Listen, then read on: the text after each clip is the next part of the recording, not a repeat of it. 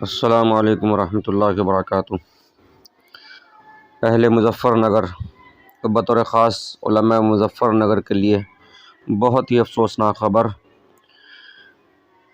Social media یا کسی دوسرے ذرائع سے بھی شاید آپ کو معلوم ہو چکا ہوگا کہ کل ہمارے ہم سب کے محسن و کرم فرما جمعیت علماء ضلع مظفر نگر کے عظیم سپاہی اور جمعیت علماء شہر مظفر نگر کے جنرل سیکریٹری جناب حضرت مولانا محمد طاہر قاسمی صاحب، جو اس وقت ہم سب کو روتا بلکتا چھوڑ کر اس دار فانی سے دار بقا کی جانب کوچ کر گئے۔ ان کی تدفین گزشتہ شب 12 بجے ان کے آبائی وطن قصبہ کوٹیسرا میں ہوئی اور نماز جنازہ مولانا سید اظہر مدنی صاحب نے پڑھائی اور ہزاروں افراد نے نم آنکھوں کے ساتھ ان کو سپرد خاک کیا۔ انا للہ و انا الیہ راجعون۔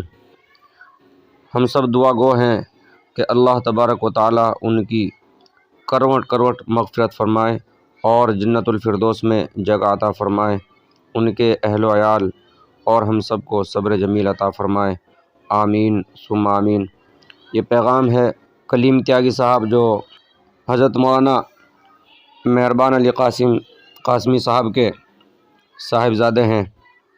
انہوں نے ایک پیغام سوشل میڈیا کے ذریعے سے تمام لوگوں تک پہنچایا ہے، جس میں انہوں نے کل کے لیے ایک تاریخ طے تھی جس میں نقوش مہربان کا اجرا ہونا تھا۔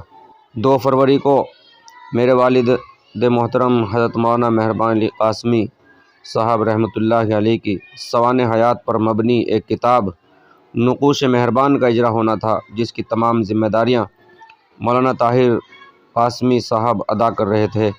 اب وہ پروگرام آئندہ اعلان تک ملتوی کر دیا گیا ہے اور کل مدرسہ محمودیہ سروٹ میں جمعیت علماء ضلع و شہر مظفر نگر کی جانب سے ایک تعزیتی اجلاس صبح 10 بجے رکھا گیا ہے، جس میں سبھی حضرات وہاں پہنچے اور ان کو ایصال ثواب پہنچانے میں شریک ہوں۔